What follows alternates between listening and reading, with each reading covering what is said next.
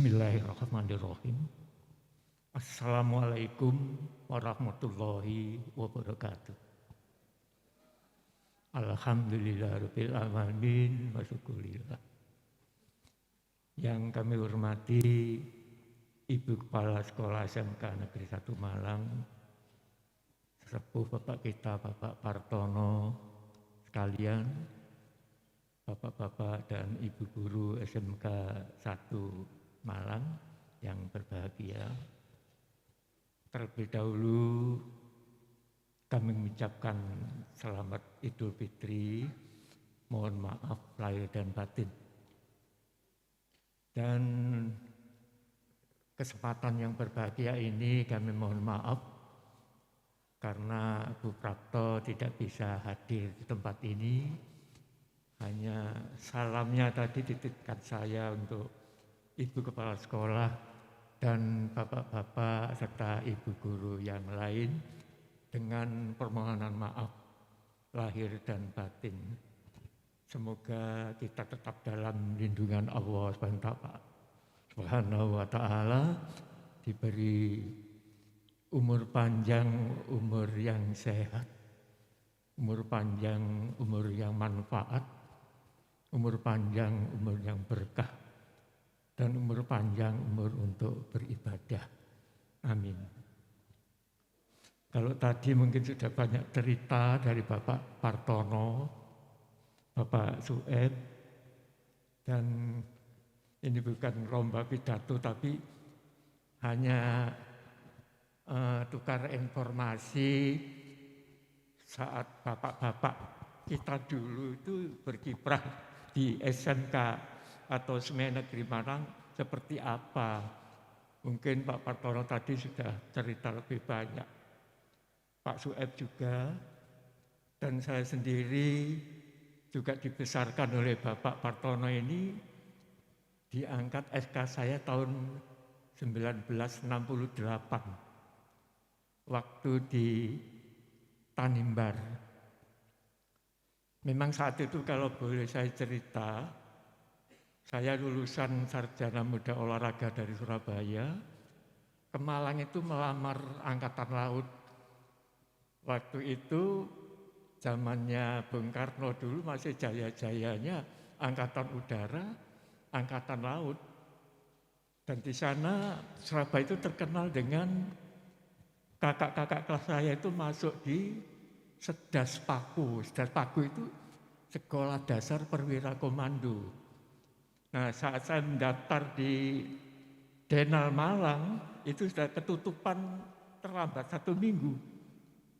Kemudian saya pulang, saya lihat di lapangan basket, cendrawasih juga seperti teman saya mengajar olahraga. Saya datangi habis mengajar, bahasa Jawanya wis rewang ngono aku pulang olahraga nang kene. Di situ ada SMA, ada juga SMEA, ada KPAA juga kan waktu itu, dan STM. Nah, siang itu saya dihadapkan Pak Partono. Lalu Pak Partono, ya besok kerja ya. Nanti dulu Pak. Karena saya lulusan SPG, SGA waktu itu, saya sudah diangkat menjadi guru SD tahun 65. Itu jadi guru SD di daerah Sidoarjo. Dan waktu itu bisa dibayangkan, 4 kelas itu saya mengajar sendiri, gurunya tinggal 3. Lalu bayaran sering terlambat, beras mahal, minyak tanah mahal. Kalau sudah gajian dipotong macam-macam. Itu memang dirasakan jadi guru itu susah sekali. Saya bersyukur kalau sekarang itu Bapak Ibu guru sudah bisa menikmati kemerdekaan seperti ini. Dan mudah-mudahan bisa dimanfaatkan dengan baik untuk menambah ilmunya, sehingga anak didik kita itu makin bisa maju.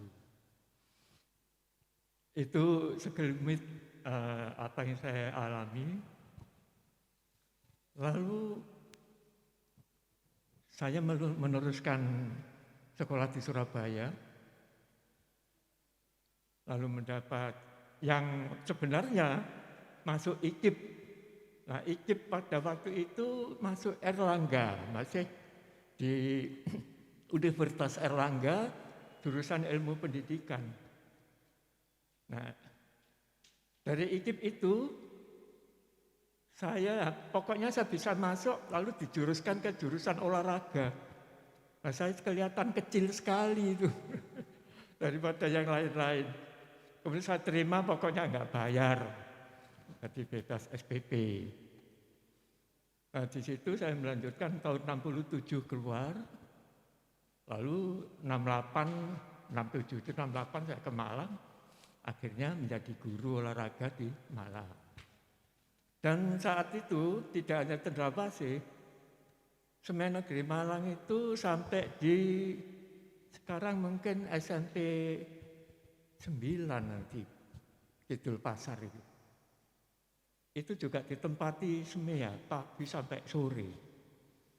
Jadi bukan main, seluruh Malang Raya mungkin dari siswanya yang masuk SMK SMEA Malang.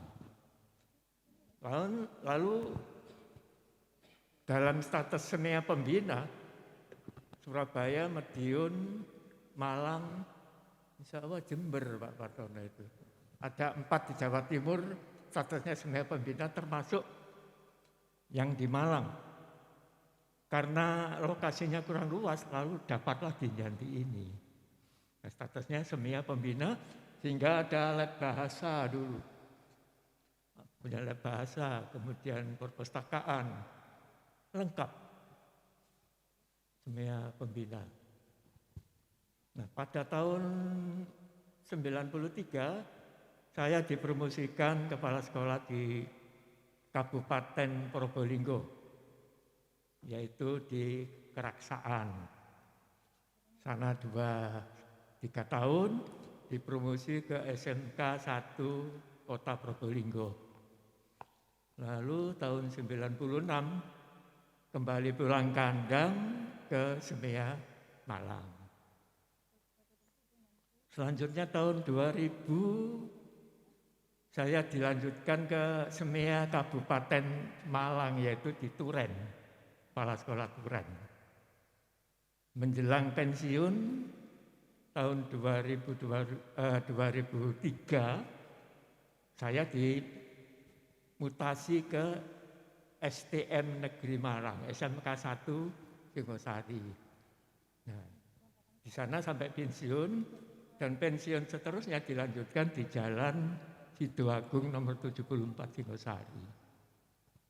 Dan terakhir itu dari, kalau tadi sejarah tentang kami para kepala sekolah, dan saya bersyukur sekali menerima tugas-tugas seperti itu, sebab banyak sekali teman-teman saudara-saudara kita, mulai dari Probolinggo sampai Turen, apalagi yang di Malang. Nah, sekarang bagi bapak-bapak ibu yang baru mungkin ya belum tahu gitu ya. Ini jadi cerita ini untuk sekedar informasi tentang kami yang saat ini bertiga di sini. Mungkin Bu Narti juga rawuh Bu Narti. Bapak Ibu, dari pengalaman selama menjalankan tugas, memang kita punya idola-idola ya. Sejak sekolah kita punya idola. Begitu juga kami saat menjadi guru juga punya idola. Saat kuliah juga punya idola terhadap dosen, terhadap guru-guru, terhadap kepala sekolah yang lain. Begitu juga idola kami itu juga Pak Partono. Sebab saat itu beliau itu paling legowo, Pak Partono. Sehingga pada waktu tugas, selama saya menjalankan tugas-tugas itu, alhamdulillah diparingi oleh Allah itu berjalan dengan selamat dan lancar.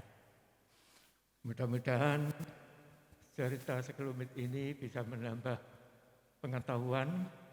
Dan satu yang ingin saya sampaikan pada Bapak Ibu, untuk bekerja kapanpun, dimanapun saja, Itu ada 4 hal menurut saya.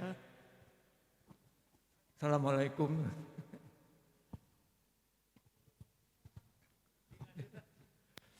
Lanjutkan sedikit sebagai penutup. Saya ini otak-atik sendiri. Yang penting dalam kita bekerja itu adalah caranya. Anak-anak yang praktek pun kalau sudah tahu caranya, oh ini caranya. Dia bisa melihat, oh caranya begitu. Nah, cara atau metode. Nah, metode apa yang kita, dalam bahasa Indonesianya adalah kiat, KIAT, kiat. Nah, kiat itu menurut saya otak-atik kok ketemunya itu hanya itu adalah kasih sayang. Kapanpun kita mulai bekerja mesti menyebut nama Allah yang Maha Pengasih, yang Penyayang. Bismillahirrahmanirrahim. Ini kasih sayang. Lalu I-nya itu keikhlasan. Sebab keikhlasan itu dasarnya adalah iman. Ada kepala sekolah atau tidak, kapan saja bekerja, kalau ikhlas itu enak. Enggak terpaksa. Kemudian A-nya itu aturan. Seperti Allah menciptakan galaksi